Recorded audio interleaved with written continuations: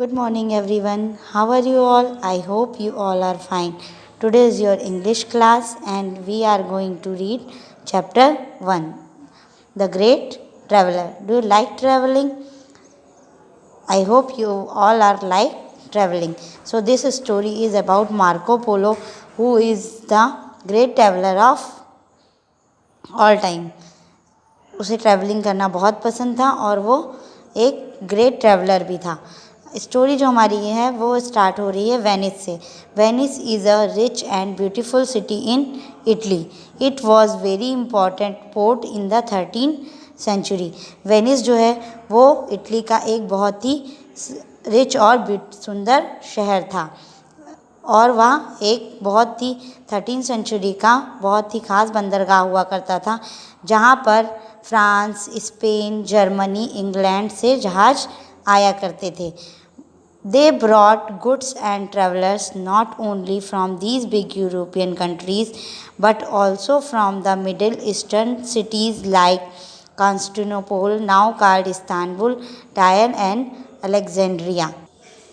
जो जहाज़ थे वो सिर्फ ना केवल पूर्वी देशों से माल और यात्री लाते थे, बल्कि जो हमारे मध्य एशिया के पूर्वी शहर थे, जैसे कि कॉन्स्टेंटिनोपल, जो कि अब इस्तांबुल कहा जाता था, टायर और अलेक्जेंड्रिया, इन सभी से वो यात्री और माल लाया करते थे।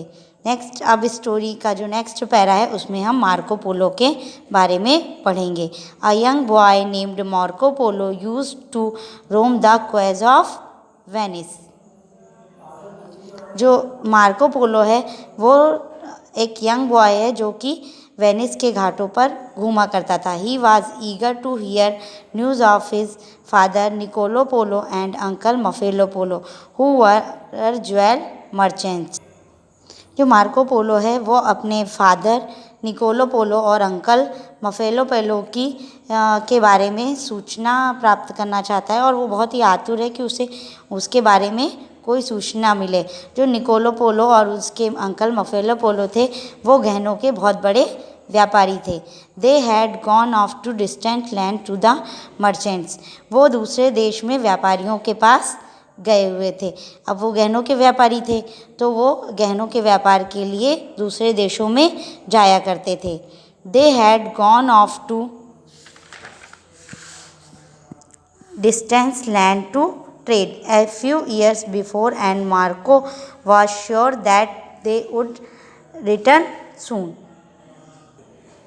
जो मार्को पोलो के अंकल और फादर थे वो दूसरे देशों में व्यापार के लिए बहुत समय पहले गए हुए थे और मार्को श्योर था, उसे यह विश्वास था कि वो बहुत जल्दी वापस आ जाएंगे।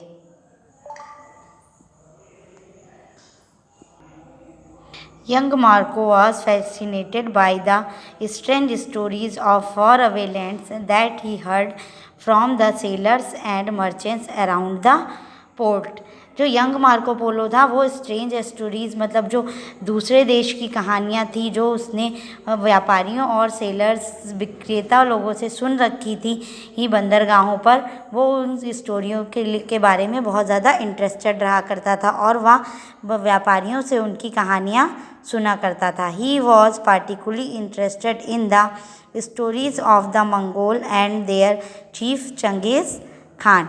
और वह बहुत ही ज़्यादा इंटरेस्टेड था मंगोल स्टोरीज़ में और उनके चीफ चंगेज़ खान के बारे में। They were great fighters and horseman and that time the terror of Europe. जो चंगेज़ खान और मंगोल थे वो उस टाइम के